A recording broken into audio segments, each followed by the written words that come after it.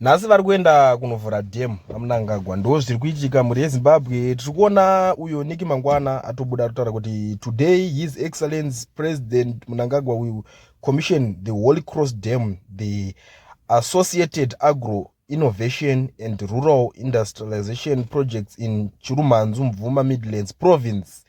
Ndo zviripo ende ndiyo imwe yemufananidzo yedhemu racho iro ramuri kuona apo iro ndo vari kuenda kunokomishina. I know kuti vanhu vakawanda vatanga kubvunzana vachiti ko vapererwa rini zvimwe zvekuita nekuti chinchi. Aiwa, maZimbabweans munofanira kuziva chinhu ichi kuti pressure iriko, pressure yakavawandira, so vanoda kukomishina zvinhu zvakawanda zvine zvinyorwa pasi vozoti gore rino vakashanda vakakomishina zvinhu zvakadai, so saka pavakuda kuenda kulive chinchi mazvona.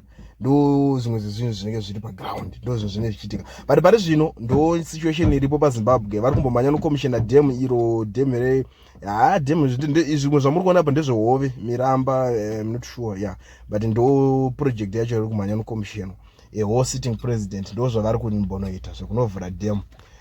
Zvinhu zvacho SADC iri kupa on pressure. Ndabvuma handiziva zvangu, pamwe kune dzimwe nyikawo vanogona kunge vari kuita something, vari kukomishina something zviri bigger than zviri kuitika muZimbabwe. MuZimbabwe vanokomishina zvese ka. Muchiri kurimembera pana minister umwe akambonovhura bhini, ndo kwavanenge vachitora inspiration kwacho kunzi mumarecords wakaitei, ndakakomishina chakati ko minister ninge wakomishina chi, ndakanokomishinawo chakati.